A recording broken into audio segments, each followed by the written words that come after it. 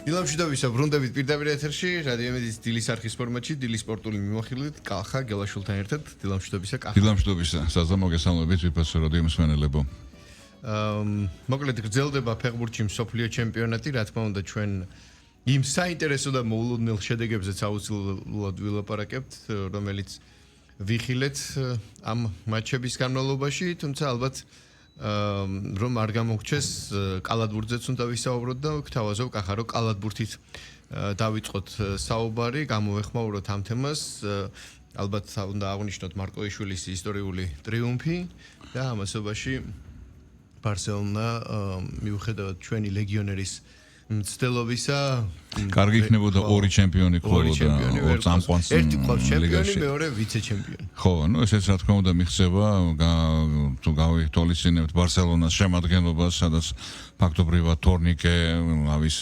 კი რა თქმა უნდა არის იგივე პანდერი შეიძლება ითქვას მაგრამ სუსტი გუნდი ახ ვალენსია მშვენიერი სეზონს ატარებს ევროლიგაზე გვახსოვს მიუხედავად იმისა რომ ვარსკვლავები ეს ხო ზოგადად ესპანურ კალათბურთში დღესდღეობით არ არის ახლა ესეთი ვარსკვლავების წვეტა როგორიც გვახსოვს თუნდაც წინა წლებში მაგრამ მიუხედავად ამისა მე იმედი მქონდა რომ ბარსელონა შეძლებდა რეალის არყოფნაში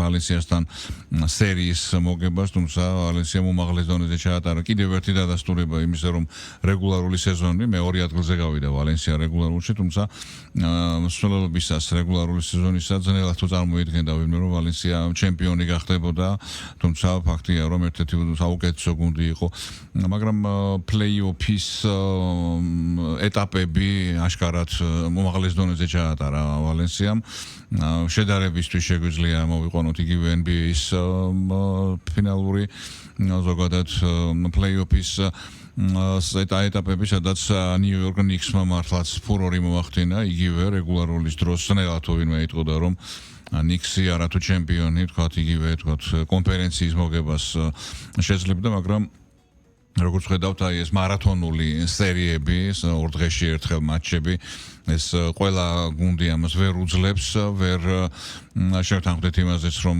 სხვა დამატებითი იქნება ეს სამსწავლო შტაბის ჭკვიანური მოქმედება თუ ის თქვათ სამედიცინო შტაბის წევრების მოქმედება გარკვეულ ლიდერებზე კალათბურთელებზე ამას უდიდესი წამოდის წინ და სწორედ აი ამის ხარჯზე ვალენსიამ თქვათ ესპანეთის ჩემპიონატზე იგივე შეიძლება მონაკოზეც ითქვას ახლა მონაკო რომელიც სპანულის ისწავლის შემდეგ და რამდენიმე წამყვანი კალათბურთელის წასვლის შემდეგ დასუსტდა აშკარად მაგრამ ანუჩარ მარკოიშვილმა რომელიც დროებით მსვლელად იყო თავდაპირველად დანიშნული ხედავთ როგორი მონოლითური გუნდი შექმნა ეს საფრანგეთის ჩემპიონატი საკმაოდ ძლიერი ჩემპიონატია საკალათბურთო კლუბი პარიზი გვახსოვს ევროლიგაზე გამოსვლისას ყველასათვის ანგარიშ გასაწევი ძალა და მანუჩარმა მეორე ტიტული მოიგო ამ სეზონში საფრანგეთის თასის შემდეგ აგერეს საფრანგეთის ჩემპიონატი გუნდი ევროლიგის პლეი-ოფშიც გაიყვანა უაღრესად წარმატებული სეზონი ჰქონდა მარკოიშვილს და ვფიქრობ ეს მხოლოდ დასაწყისია უნიჭიერესი ქართველი სპეციალისტისთვის კალათბურთელი გვახსოვს ყველას მანუჩარი იყო ნაკრების ერთ-ერთი ლიდერი ლეგენდა აი ამ დიდი ეპოქისა რომელიც შექმნეს იგივე მარკოიშვილმა იგივე ბოისამ იგივე ზაზაფაჩულიამ რა თქმა უნდა ვიქტორ სანიკიძემ და აი ამ გუნდის დიდი გუნდის წევრი საიდანაც დამოუკიდებელი ქართული სანაკრებო კალათბურთის საფუძველი იყრება შეიძლება ითქვას აი ამის ერთ-ერთი შემოქმედი სწორედ მარკოიშვილი იყო და ახლა მსმენელიც ძალიან წარმატებულია ულოცავ პირადად მანუჩარს და ქართული კალათბურთის კი რაც შეეხება ბარსელონამ გუშინ მეოთხე შეხვედრა წააგო საკუთარ კედლებში უშანსოდ 24 ქულის ხალობით 84 დასრვა და საბოლოოდ უკვე 3-1 სამოგებამდე იყო აქაც სერია, ფინალური სერია. რაც შეეხება შენგელია ტრადიციულად ერთ-ერთი საუკეთესო იყო 15 ქულა, 4 მოხსნა, 5 შედეგიანი გადაცემა, 3 ჩაჭრა, თუმცა მარტო თორნიკეს ეს ძალისხმევა მეცადინეობა გუნდისთვის საკმარისი მოსაგება საკმარისი არ აღმოჩნდა. აქვე აღნიშნოთ ისიც რომ თორნიკეს მეორედ შეეძლო ესპანეთის ჩემპიონატის მოგება. პირველად ნაკრების კაპიტანმა ბასკონიასთან ერთად გააკეთა 2020 წელს კაპიტნის რანგში იმის შემდეგ, ანუ თორნიკეს 60-ის შემდეგ ბასკონია ნელ-ნელა მიიწევს ქვემოთ. და ახლა ბარსელონაში გაცილებით უფრო ტიტულოვან და დიდი ისტორიის მქონე კლუბში შენგელი ასევე წამყვან პოზიციაზეა. ვფიქრობ რომ გაისათ მომავალი სეზონიდან ბარსელონა გაცილებით უფრო ძლიერი იქნება. ჯეიმსი შეიძინეს როგორც ვიცით ვეტერანი მართალია ამერიკელი თუმცა მონაკოს ერთ-ერთი ლიდერი და გაძლიერდება ძალიან კი დაველოდეთ მოკლედ მოვლენას. კი ბატონო. ახლა გადავინაცვლოთ ამერიკის კონტინენტზე. ეროვნულ ნაკრებზე ვთქვათ მოდი ორი სიტყვა საქართველოს კალათბურთელ ნაკრებმა გუშინ ჩაატარა პირველი ამხანაგური მატჩი ნაკრები ემზადება მსოფლიო ჩემპიონატის შესარჩევი ეტაპისთვის ორი შეხვედრა გველის ძალიან მნიშვნელოვანი მართალია ვთქვათ ისიც რომ საქართველოს ნაკრები უკვე გასულია მსოფლიო ჩემპიონატის შესარჩევი ეტაპის მეორე რაუნდში თუმცა აქედან რა თქმა უნდა სამი გუნდი გადის საქართველოს ესპანეთი უკვე გასულები არიან მესამე 99% უკრაინა იქნება წარმოსადგენია რომ უკრაინელებმა დაკარგუნეს შანსი და აი ზუსტად უკრაინასთან გვიწევს 2 ივლისს თამაში რიგაში გუშინ საქართველოს ნაკრებმა იურმალაში ჩაატარა 21 ივნისს გაემგზავრა ნაკრები იურმალაში და იქ გადის ბოლო სასმელ შეკრება საიამ ოფიციალური მატჩების წინ გუშინ ჩვენი ნაკრების მეტოქე იურმალაში იყო აფრიკის ჩემპიონი, კონტინენტის ჩემპიონი ანგოლა, საკმაოდ ძლიერი ნაკრები, ძლიერი კომპლექტაციის გუნდი, წავაგეთ ეს შეხვედრა 62-77 საუკეთესოები ჩვენი გუნდის რიგებში თუდასანაძე და გიორგი ტურძილაძე იყვნენ, შესუსტებული შემადგენლობით თამაშა ნაკრებმა, თორნიკე ბუნებრივი არ იყო, არ უთამაშია გოგა ბითაძეს ნაკრებთან ერთად არ არის ჯერჯერობით სანდრო მამუკელაშვილი, არც ბექა ბურჯანაძეს უთამაშია გუშინ ზოგადად მამუკელაშვილის ჩასვლა ამ მატჩებისთვის ამ ეტაპისთვის როგორც ჩემთვის ცნობილია სათუოა ბუნებრივია მამუკელაშვილის დანაკლისი ოფიციალურ მატჩებში განუზომლად დიდი იქნება თუმცა ვნახოთ იმედია სანდრო მოახერხებს იმ თქვა სატრანსფერო საქმეების მოგვარებას კანადაში იმყოფება ახლა და ნაკრებს დაეხმარება თუნდაც ოფიციალურ მატჩებში. რაც შეეხება მომდევნო ამხანაგურ შეხვედრას 28 ივნისს გველის ლატვიასთან მასპინძლებთან რიგაში ზუსტად იმ დარბაზში სადაც უკვე 2 ივლისს ჩვენი ნაკრები უკრაინას შეერკინება უკრაინა იმ მატჩის ნომინალური მასპინძელი იქნება აინას ბაგასკისია უკრაინელთა მთავარი მწვრთნელი და სწორედ მის სამშობლოში ლატვიის დედაქალაქ რიგაში გაიმართება ეს შეხვედრა და უკვე აქ უკრაინის დამარცხების შემთხვევაში ჩვენი ნაკრები რა თქმა უნდა მეორე ჯგუფური ეტაპისთვის შესარჩევი ეტაპისა ძალიან დიდ ბონუსს მიიღებს და შემდეგ უკვე გველის ესპანეთთან ჯგუფის ლიდერთან თამაში თბილისში 5 ივლისს თბილისის არენაზე ესპანეთს 4-ვე მატჩი მოგებული აქვს პირველ ადგილზეა თუმცა თუ ჩვენი ნაკრები სრული ოპტიმალური შემადგენლობით იქნება თავისუფლად შეიძლება ითქვას შესწევს უნარი ალექსანდრ ჯიკიჩის სერბი სპეციალისტის გასვლით ჩვენს ნაკრებს რომ ესპანეთის თბილისში დაამარცხოს და მეორე ჯგუფური ეტაპი უკვე ეს იქნება შეიძლება ითქვას ერთი ხელის გასვლენაზე იქიდან უკვე ზედიზედ მეორე მსოფლიო ჩემპიონატთან ესე რომ წარმატებები ჩვენს საკალათბურთო ნაკრებს ჯერჯერობით ზაფხულია მართალია, მაგრამ საკალათბურთო ცხოვრება სანაკრებო გრძელდება, ეხლა იწყება შეიძლება ითქვას აი ეს ციკლი. და კულმინაციას ნელ-ნელა მიაღწევს უკვე მოგვიანებით. შენი თქმის არ იყოს ჩვენ განაღდებული გვაქვს გასულები ვართ, მაგრამ ყოველ ამ მატჩს რეიტინგისთვის და მით უმეტეს შეთამაშების თუ სტრატეგიული ტაქტიკური მონახაზების განვითარება და ხვეწა აღმოჩენისთვის განსაკუთრებული მნიშვნელობა გააჩნია. Salsahat.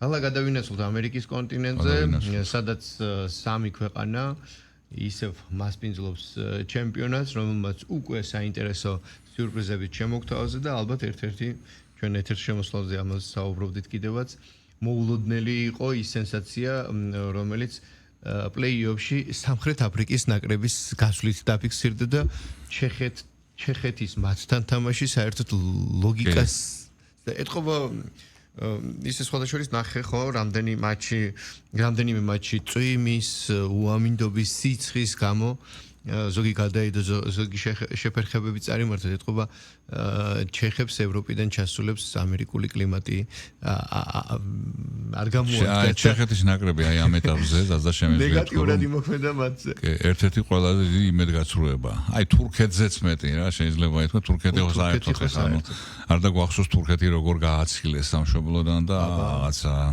მეოთხედფინალს ფაქტია ჩეხებზე მექსიკის ჰაერმა ცუდად იმოხდა. ძალიან კი, ჩეხეთის ნაკრები ერთ-ერთი მთავარი იმედგაცრუება, ვთქვათ რომ გუშინ ჩეხეთის ნაკრებმა მორიგი მარცხი განიცადა და იყო რეალური იმედი იმისა რომ ჩეხები ბოლო ტურში მოახერხებდნენ მობილიზებას და თუნდაც მესამე ადგილისთვის გაიწევდნენ გამსვლელი მესამე ადგილისთვის თუმცა ეს ასე არ მოხდა ჩეხეთის ნაკრებმა პირწმინდა დათმო ბოლო ტურის შეხვედრა მექსიკამ 3-0 დაამარცხა აცტეკა სტადიონზე ხურვალე ვინც ნახა ეს მატჩის გულშემატკივრების ოვაცია და ის სიხარული რომელიც ეროვნულმა ნაკრებმა მიანიჭა მათ მართლაც სასიამოვნო სანახავი იყო და საერთოდ უნდა ითქვას კიდევ ერთი ფაქტი რომ ამ მატჩის მსვლელობისას 78 წუთზე კერძოდ მოედანზე შევიდა ლეგენდარული მექსიკაში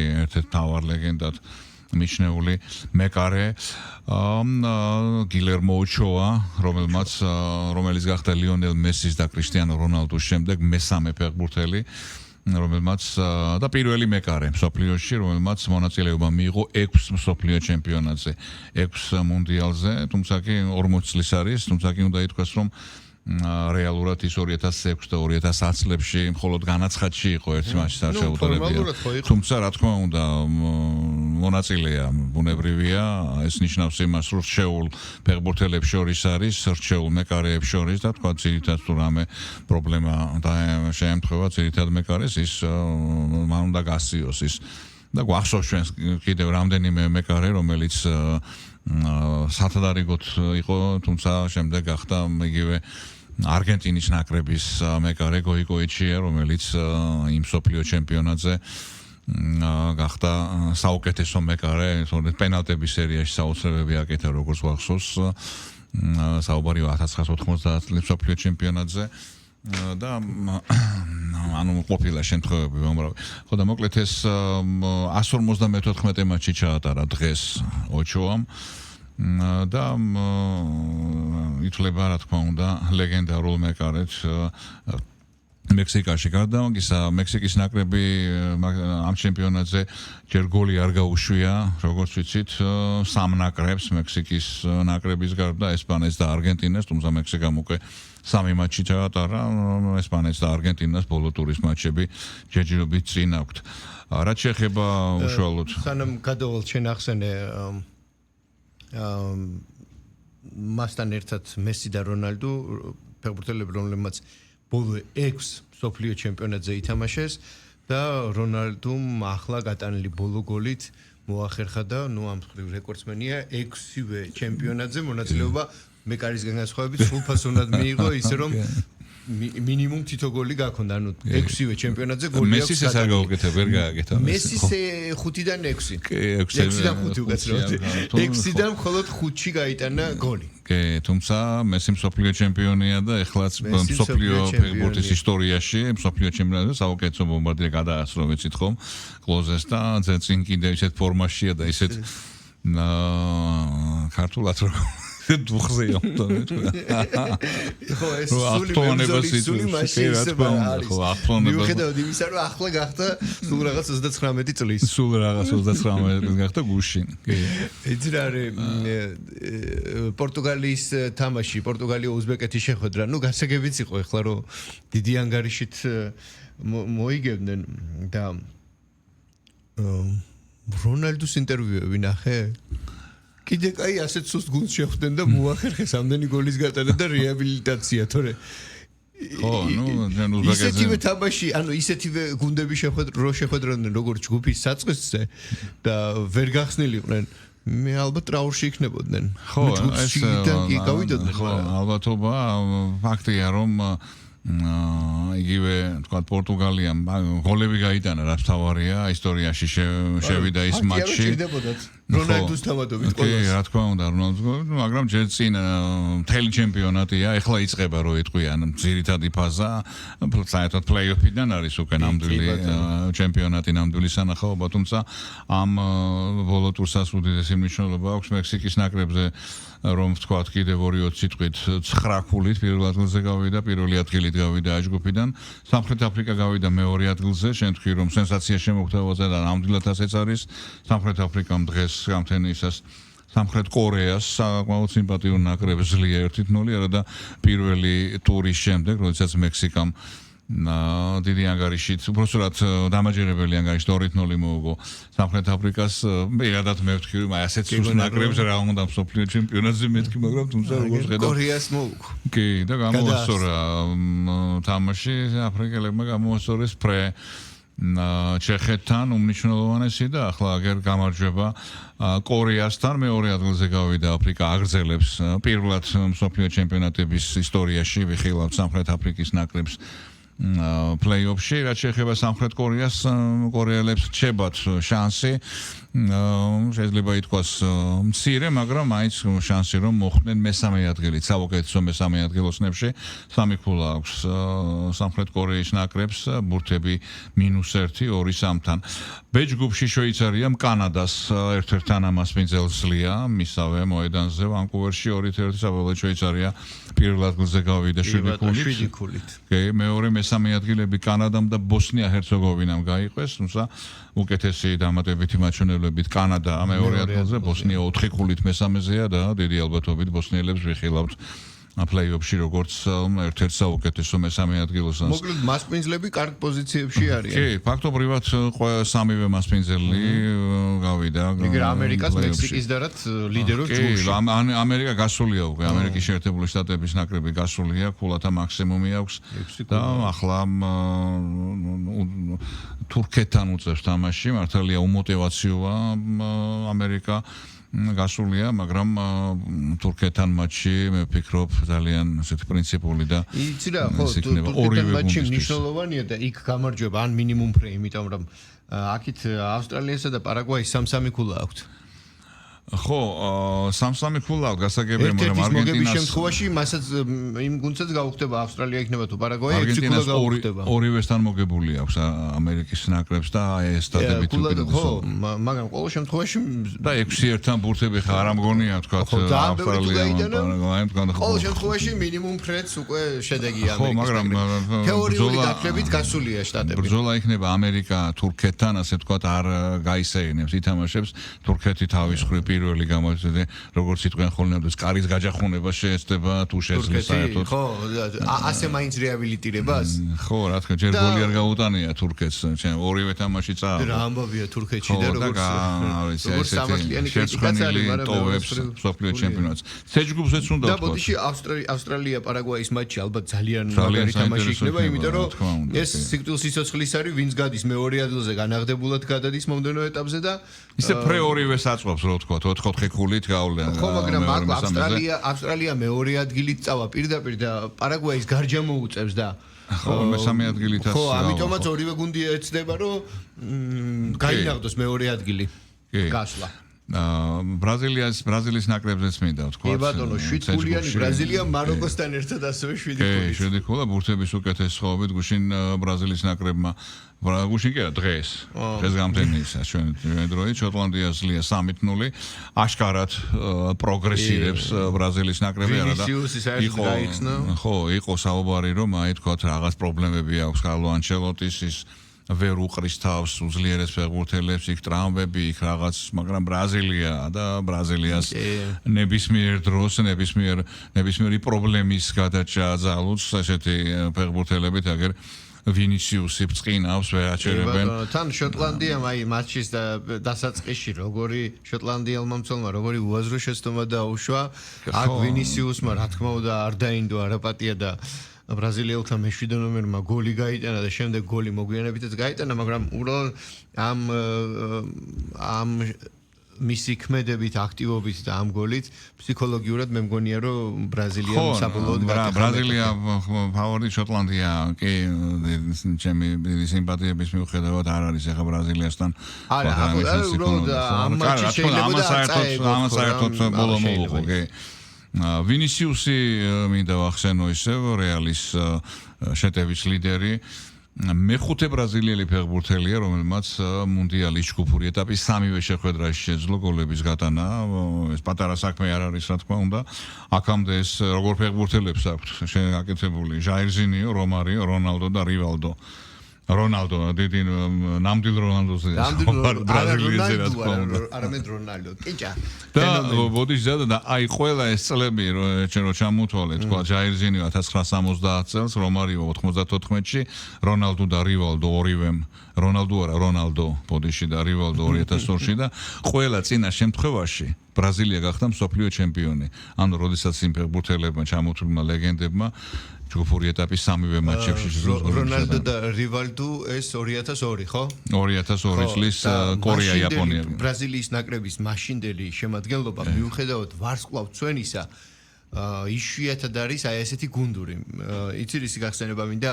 მაშინ რივალდო მოგეხსენება შესანიშნავად. ჩემთვის ერთ-ერთი ყველაზე გამორჩეული ფეხბურთელია და ბარსასთან ასოცირებული განსაკუთრებული შესაძლებლობის და უნარის მქონე შემტევი. იმ პერიოდში, როდესაც იმართებოდა მსოფლიო ჩემპიონატი, ახალი დაბრუნებული იყო, ასე ვთქვათ, კიჭა, რომელსაც ტრამვები ყოველთვის აწუხებდა და მიუხედავად ამ ახალ დაბრუნებისა, შესანიშნავად თამაშობდა და მას გოლი ჭირდებოდა ფსიქოლოგიური თვალსაზრისით და რივალდომ, რომელიც შეტევაში გავიდა, ცველებიც მოატყუა და უკვე კარში თავისუფლად შეეძლო დაერტყა და გაიტანა ბოლო მომენტში კიჭას გადასცა პასი და ფაქტობრივად გოლი რომელიც მას შეეძლო გაეტანა რონალდოს გაატანინა და ამან მართლა ფსიქოლოგიურად ისეთი გავლენა მოახდინა ამ ფენომენზე რომელიც ისედაც გენიალური ფეხბურთელია რომ კიდევ უფრო გაიხსნა და ეს ბრაზილია ხო საოცარი იყო იმ ჩემპიონატზე გახდა საუკეთესო ფეხბურთელი საუკეთესო ბომბარდირი და ბრაზილია რივალდოს მიუძღვის წვლილი იმაში რომ ერთი გოლით მეტი გაიტანა მან მე მგონი რივალდოზე იმ ჩემპიონატზე თუ სწორად მახსოვს და საერთოდ იმ ნაკრების შემადგენლობაში რონალდინიო რომელიც ახალ გამოჩენილი იყო რა კაკა იყო მაშინ ლუსიო იყო რა ვარსკვლავური გუნდი იყო ვახსოვს გაიტანა გახსოვს მოკლედ ინგლისთან კი საოცარი კი მაშინ ინგლისს გულშემატკივრობდი მე პირადად და მაგრამ მე გააძევეს მაგ თამაში რონალდინო კი ბატონო მაგრამ ძალიან მაგარი იყო კარგი თამაში იყო და საერთოდ სხვა დონის ფეხბურთიან სხვა ვარსკვლავობა იყო შეიძლება იმიტომ რომ თვალის და ყურიც მივაჩვიეთ თუ რა არის არ ვიცი მაგრამ ფენომენალური მატჩები და შემადგენლობა იყო აგერ ხო ბრაზილია და გავიდნენ მაროკოზე ვთქვათ მაროკომ უხოლიანი მატჩი მოგო ჰაიტის ნაკრებს 4-2 6 გოლი იხილა გულშემატკივარა ჰაიტის შემადგენლობა შესანიშნავად ირჯება კი წინა მუნდიალი გვახსოვს როდესაც მერვედფინალიდან პენალტების სერიაში ესპანეთის საკმაოდ ძლიერი გუნდი გამოაგდო მაროკომ და კიდევ უფრო ასე ვთქვათ დაბრძენებული ფეხბურთელები და გამოცდილები მაროკო საკმაოდ მე ვფიქრობდა ალბათ არა მარტო მე აფრიკის ეს სილუეთ აფრიკაა მართალი აფრიკის კონტინენტზე მაროკო არის უძლიერესი დღესდღეობით მაროკოს ნაკრები სხვა გუნდებთან შედარებით. მოკლედ ამ ჯგუფში მესამე მეოთხე ადგილს შოტლანდია და შოტლანდია მესამე ადგილზე გავიდა. სამი გოლით ჰაიტი მიდის სახში, შოტლანდია დაელოდება დანარჩენ მატჩებს და თქვათ ძნელი წარმოსადგენია რომ შოტლანდია გავიდეს, მაგრამ ხო, დღეს უკვე კონკრეტულად უკვე 24 საათზე თბილისის დროით ისხება მორიგი სათამაშო დღე. კურასაოს ნაკრები შეხვდება კოდივუარს და ამავე ჯგუფში ეკვადორი გერმანია გვახლავს აქ ფაქტობრივად გარკვეულია ბევრი რამ ის რომ გერმანია გასულია პირველი ადგილით და კოდივუარი სამი ქულით ფრეც ყოფნის კოდივუარს მეორე ადგილისთვის ეკვადორი და კურასაო თითო ქულით ბოლო ორ ადგილს ინაწილებენ და აბუნებრივია გადამწყვეტი მნიშვნელობა ახლა კურასაოს მოგება ძალიან წარმოსადგენია კოდივუართან და ეკვადორი ახლა არის თუ გერმანიამ არ ითამაშო და ვთქვათ რაღაც ასეთი შემოგთავაზა გერმანია ამგონია ხა მაგრამ ეკვადორთან გერმანია მე მგონი არ უნდა წააგოს.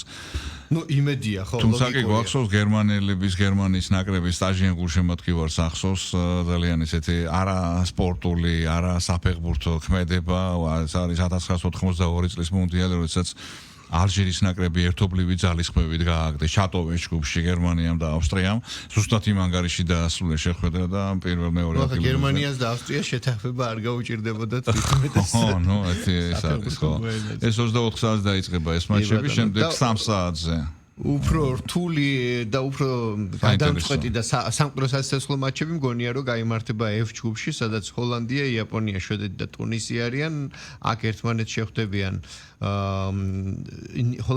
ნიდერლანდი, ტუნისი, ნიდერლანდი, რომელსაც ფაქტობრივად განაღდებულიც აქვს ალბათ თითქოს, მაგრამ მიუხედავად მოლოდინისა არა 6, არამედ 4 ქულა აქვს და ძალიან მნიშვნელოვანია მისთვის ამ მატჩში გამარჯვება დაუპირისპირდება ტუნის როგორც აღნიშნე, ხოლო იაპონია აქვს შანსი რომ იაპონია შვედეთი დღის ალბათ ყველაზე საინტერესო მატჩი. მაგრამ იაპონიას 4 ქულა აქვს შვედეთს 3, იაპონია მეორე ადგილზეა, შვედეთი მესამეზე, შესაბამისად ცალსახად ამათ შორის მოგებული გადის მეორე ადგილზე. ნუ ფრის შემთხვევაში 4 ქულაა შვედეთი, მე მგონი გაძრება მესამე ადგილით. ტუნისთან ჰოლანდიამ წააგოს, მაშინ შეიძლება საერთოდ ჰოლანდია ნიდერლანდები ამოშდეს მესამე ტუნის 1 და 9 აქვს ბურთები შეფარდება და შვედეთს 6 და 6. ნახე ნიდერლანდებმა ტუნისთან ან შვედეთმა 5-1 მოუგო ტუნის ან რო წააგონ ან რო ფრე ითამაშონ, ხო? მაშინ იაპონიას და შვედეთს პირველ მეორე ადგილის შანსი ეძლევა. ხო, ყველაფერი შეიძლება მოხდეს. არა, მესმის რო ტუნის ახლა შანსი აქვს 0 და მინუსები ნიდერლანდებთან, მაგრამ ნუ რა ვიცი, სოფლიო ჩემპიონატია და აგერ სამხრეთ აფრიკა ისეთმა გუნდმა მოიგო და მოახერხა ჯგუფიდან გასვლა, რომ არ ვიცი ვინ ელოდა. შეიძლება სამხრეთ აფრიკელები ელოდნენ. იქით რა გითხრა. და კიდევ ერთი ჯგუფი, D ჯგუფი, ამერიკის შეერთებული შტატები, ჩვენ თქვით ამაზე ვისაუბრეთ, თურქეთი და ლიდერობს ჯგუფში. ბოლო ადგილზეა თურქეთი. დილის 6 საათზე დაიწყება ეს თამაში, ამ ჯგუფის მატჩები, D ჯგუფზეა საუბარი. თურქეთი, ამერიკის შეერთებული შტატები, ავსტრალია, პარაგვაი, მოკლედ დილის 6 საათზე ვისაც არ დაგვეზარება, შეგვიძლია უყუროთ. აი ხა არის გვაძლევს უკვე მეცნიერო ტექნიკური პროგრესი იმ დონეზეა განვითარებული, შეგვიძლია თქვა თავდგენ და გადავახვიოთ უყუროთ, მაგრამ ცოცხლად არა, ლაივში ყურება, ეგ სხვა მე მაგალითად სხვა 94 წლის სოფლიო ჩემპიონატზე ამერიკაში გამართული, მაშინ არ იყო ეს გადახვევის სისტემა და ის ხო სად იყო.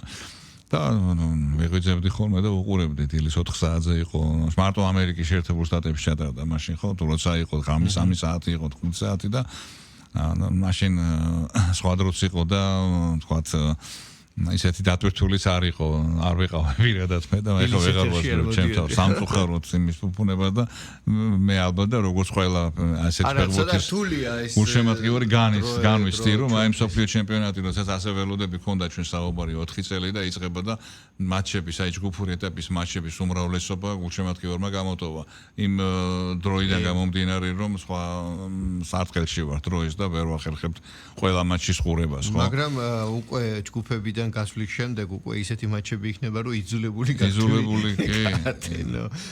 ხო ნუ რთულია მაგრამ ნუ რა ვქნათ ეს მოცემულობა გვაქვს და უნდა გავუმკლავდეთ ჩვენ რჩება კიდევ 4 ჯგუფებისა სადაც მათ შორის იგივე ინგლისია და ამბობენ ჰარი კეინზე წყევლამაც იმოქმედა ნახე ის კადრები როგორ დაწყევლა შამანმა მე მგონი თუ ვიღაცამ ჰარი კეინი და მაგიტო გოლები ვერ გაქვს ჰარი კეინს და ნუ მსგავსი წყევლა და შელოცვების სხვადასხვა ჩემპიონატებზე პირველი შემთხვევა არ არის ძირითადად აფრიკელებისგან არის ხოლმე მსგავსი რაღაცეები ხო კარგი გადავალოთ ხო ალბათ თვალი რა ხდება ეგვიპტე, ირანი, ბელგიისა და ახალი ზელანდიის ჯგუფში ლიდერობს ეგვიპტე 4 ქულით, მეორე ადგილსა და მესამე ადგილს ირანი და ბელგია იყოფენ 2 ქულით, ხოლო ახალ ზელანდიას ერთი ქულა აქვს, შესაბამისად ირანს, ბელგიას თანაბარი შანსი აქვს, რომ მეორე ადგილზე გავიდნენ, ეგვიპტეს კი გარკვეული უპირატესობა გააჩნია და ვერ გვეტყვით, რომ კარგად და მშვიდად არის აქ საქმე. ასევე 4 ქულა აქვს ესპანეთს, მიუხედავად იმისა, რომ ჯგუფის ლიდერია, არა აქვს 6 ქულა, მაგალითად როგორც ამერიკას, არგენტინას, მაგრამ აქვს მხოლოდ 4 ქულა და არც ისე კარგად აქვს მას საქმე და დასამშვიდებლად მიუხედავად კაპოვერდეს აქვს გასვლის შანსი ჯგუფიდან. კი, კაპოვერდესა და ურუგვაის აქვს 2 საუდის არაბეთს ხდება და საუდის არაბეთს 1 ქულა. კი, ანუ ესპანეთის უპრობლემოდ. თან კაპოვერდე საუდის არაბეთის შეხვედრა არის? ხო, და ურუგვაისთან აქვს მატჩი. ურუგვაი ესპანეთია. შეიძლება ურუგვაი ისე მოიქნიოს კუდი. არა, ურუგვაი მეორე ადგილზეა 2 ქულით კაპოვერდესთან. არა, თუ ესპანეთს მოუგებს. ხო, თუ მოუგო და კაპოვერდემაც მოუგო, მაშინ ესპანეთი კაპოვერდე დიდი ალბათობით ლოგიკას თუ მივყვებით მოიგებს.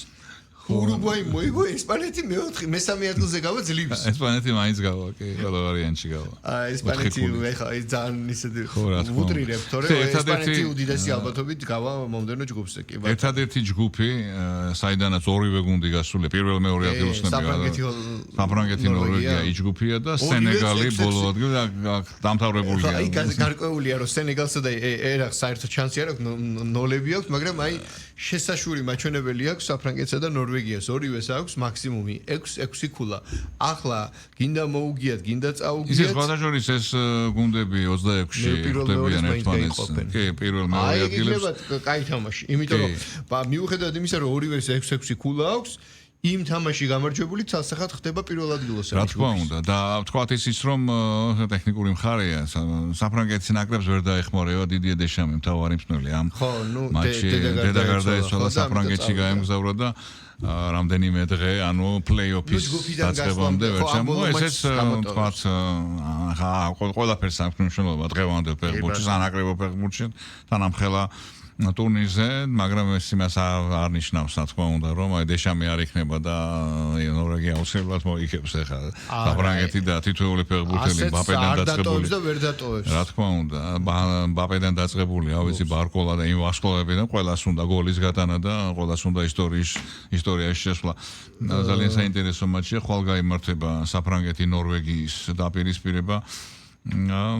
ხვალ გვიან 23 საათზე დაიწყება ჩვენი დროით და ასე რომ ხურდება მსოფლიო ჩემპიონატი, იწყება უკვე ნამდვილი ბრძოლები, ეს თქვა გასასეირნებელი მატჩები ჯერ კიდევ მესამე ტურში. ინგლისი ასევე არ არის წელში გამართული, იმიტომ რომ 4 ქულა აქვს მას განასთან ერთად და პირველ მეორე ადგილს იყოფენ და განასთან მათი მატჩი და ის გაწევ-გამოწევები ჩვენ ვიხილეთ 3 ქულა აქვს ხორვატიას და პანამას 0 ქულა შესაბამისად 3 ქულით ხორვატია მესამე ადგილზეა და როგორც თქვით განასა და ინგლისს 4 ქულა აქვს და აქაც ჯერ არაფერია გარკვეული ბოლომდე. გარკვეული მეტწილად ბოლომდე არის კოლუმბიის ჯგუფში, იმიტომ რომ 6 ქულით ლიდერობს. პორტუგალიას აქვს 4 ქულა, კონგოსა და უზბეკეთს, კონგოს 1 ქულა და უზბეკეთს საერთოდ არაფერი. უზბეკეთის დიდი ანგარიში დამარცხების შემდეგ პორტუგალიამ მოახერხა და აინაცვლა ჯგუფის შედარებით მაღალ პოზიციაზე და 4 ქულით მეორე ადგილზეა და პრინციპში კოლუმბია პორტუგალიას აქვს ალბათ დიდი შანსი ისევ გაიყონ პირველ მეორე ადგილი და მომდევნო შეხვედრაში ნახოთ რას მოახერხებს პორტუგალია, კოლუმბიას ოდნავ უფრო მშვიდად აქვს საქმე, დამშვიდების მეტი საშუალება გააჩნია. განაღდებული აქვს პრინციპში ყველაფერი არგენტინის ნაკრებს, რომელსაც 6 ქულა აქვს, 3 ქულით მეორე მესამე ადგილს ავსტრია და ალჟირი იყოფენ, ხოლო იორდანია 0-ოვანი ქულით ბოლო ადგილზეა. ხო. კიდევ ერთხელ აღნიშნოთ, რომ დღეს 12 საათზე იწყება მსოფლიო ჩემპიონატის მორიგის ასპარეზო დღე 2 მატჩით კურასაო, კოტ-დივუარი, ეკვადორი, გერმანია და ამას მოყვება უკვე 3 საათზე მომდევნო ჯგუფის მატჩები იაპონია, შვედეთი, ძალიან საინტერესო შეხვედრა და დილის 6 საათზე თურქეთი, ამერიკა, პარაგვაი, ავსტრალია. პარაგვაი, ავსტრალია გამორჩეულად საინტერესოა. ანუ ყველა მატჩი საინტერესოა. პარაგვაი, ავსტრალია ბევრად უფრო საინტერესო იქნება იმ ჯგუფში. ხო, რა თქმა უნდა, თურქეთი, ამერიკის შეერთებული სხვა დატვირთვა აქვს ახლა, მაინც უფრო თურქეთი კუდის მოქნება შეეძლება ერთი ქულა მაინც ერთი გოლი მაინც როგორ ვერ უნდა გავიდონ ასეთი გუნდი ახლა და იქნება მონტელას საოცარი თუ დაუჯერებელი თუ უგულო დაასრულებენ მატჩს საერთოდ. ამასობაში ის ახალი რეიტინგი გვაქვს, ნუ განსაკუთრებული აქაც არაფერია, მაგრამ ნუ კიდევ ერთხელ შეგვიძლია მსმენელს გავაცნოთ ახალი რეიტინგი გვაქვს ყველაზე ძვირადღირებული ნაკრებებისა. პირველ ადგილზე ლოგიკურია, ვინ არის? საფრანგეთის ნაკრები. მილიარდ რაღაც მილიარდ 46 თუ არა 35 მე მგონი და ყველაზე ძვირადღირებული იქ არის მბაპე 200 მილიონი. ოლისე არის მერე 150 მილიონი და ასე შემდეგ. ხო, მეორე ადგილზე არის პორტუგალია, მერე არის ესპანეთი, ინგლისი, ესენი იყოფენ შემადგენლობას და საკმაოდ საინტერესოა ეს ციფრები და სხვადასხვა ბრაზილია და არგენტინა არიან მე-6-ზე ბრაზილია და არგენტინა მერვეზე. არა ბრაზილიის ნაკრების ვარსკვლავთმცვენა და მათი ღირებულებები ხო გახსოვს ადრე ყოველთვის კი. ისე სხვადასხვა ერთი საინტერესო დეტალი ჩვენ არ გვითხავს ამაზე, ამათ ყველა გულშემატკივარმა იცით. ესპანეთის ნაკრები, რომელიც ერთ-ერთი ფავორიტია ტრადიციულად, ესპანეთის ნაკრები პირველად თამაშობს მსოფლიო ჩემპიონატზე მადრიდის რეალის ფეხბურთელის გარეშე. არც ერთი ფეხბურთელი რეალიდან 10 ფეხბურთელია ზოგადად, ოღონდ სხვა ნაკრებებში ესპანეთის, ბრაზილია, საფრანგეთი, ამ შემდეგ ფეხბურთელები, რომლებიც რეალში გამოდიან, მაგრამ თავად ესპანეთის ნაკრებში რეალ მადრიდიდან არც ერთი ფეხბურთელი არ არის. ადრე ევროპის ჩემპიონატზე იყო მსგავსი რამ. ცოტა ხნის წინ 2000 აღარ მახსოვს ზუსტად, როცა რეალის ფეხბურთელი არ იყო, მაგრამ სოფლიო ჩემპიონატზე მინიმუმ ერთი ფეხბურთელი ყოველთვის ყავდა რეალს. იცი რა არის? შორის კახარო დააკვირდე ბოლო ფორუმებს ჩემპიონატებისას. რეალიდან ყოველთვის ბევრად ნაკლები იყო ნაკრებში. იმიტომ რომ აქცენტი კეთდებოდა რამოსი ვთქვათ ყოველთვის იყო. მაგრამ რაოდენობრივად, არა, პირობითად ვამბობ. მე არ ვამბობ გალაქტიკოს გალაქტიკოსის პერიოდიდან დაიწყო რეალურად, როდესაც ესპანეთის ნაკრების წამყვან პოზიციაზე რაული შეიძლება გვეთქვა, თქვათ რომ აი რაული ხო, თუმცა აბსოლუტურად ლიდერების 99% რეალის იყვნენ ლეგიონერები. საინტერესო და უცნაური მომენტია კატალონია. რეგიონი, რომელსაც, სეპარატისტში დებენ ბრალს. ამ საერთოდ არა, ხო, ეს სხვა თემაა, ხო. არა, რისი თქმა მინდა. და მთელი ბარსელონა და აქეთ საპირწონედ ყავთ მადრიდის რეალი, თავარი ბურჯი, ესპანეთისა და სახე, როგორც აი ბოლო გალაქტიკოს მერე, ფაქტობრივად შეგვიძლია ვთქვათ, აი ამ საუკუნეში 2000 ხო, კი ბატონო, ყოველთვის დაკომპლექტებულია ბარსელონას ფეხბურთელები. სოფლიო ჩემპიონი რომ გახდა. სოფლიო ჩემპიონატი ხავი ინიესტას წყალობით იმ მექანიზმის წყალობით გახდა. ასე შემდეგ. ახლა ზუსტად ერთ-ერთი მდგომარეობაა, ვინც არიან ბირთვი, არიან ბარსელონა. ბარსელონას ფეხბურთელები. ბარსელონას და ამ შენი აი ამ საუბრის გაგრძელებაზე შეგვიძლია ვთქვათ, რომ როდესაც ეს დაპირისპირება კულმინაციას მიაღწია გვარდიოლა აქ და ჟოზე მოურინიო იქ და რეალი ბარსელონას გასულს თამაშები. ამ დროს ნაკრებში დაცვის ცენტრი სერხიო რამოსი და ჟერალ პიკე იყო იდეალური თანხმედრა ფეხბურთელების და ესეთი რაღაცაც იყო მაშინ რომ ესე იგი როცა ეს დიდი მტრობა იყო კასილიასმა ქორწილში ბარსელონას ფეხბურთელები უფრო მეტი დაპატიჟა ვიდრე თვითონ რეალის ხო ნაკრები ხო წინ უყურებოდა კაცი ხო ნუ სწორია და ესეც ახლა რამოსი საერთოდ სხვა კონდიციის ფეხბურთელია და მათი დაპირისპირება ელ კლასიკოებში და შემდეგ ერთად თამაში სანაკრებო შემადგენლობაში სხვა იყო რეკლამის დროა მადლობა პირდაპირ ეთერში საუბრისთვის კვლავ დაგიბრუნდებით ამ პროგრამაში. ხვალ დილით.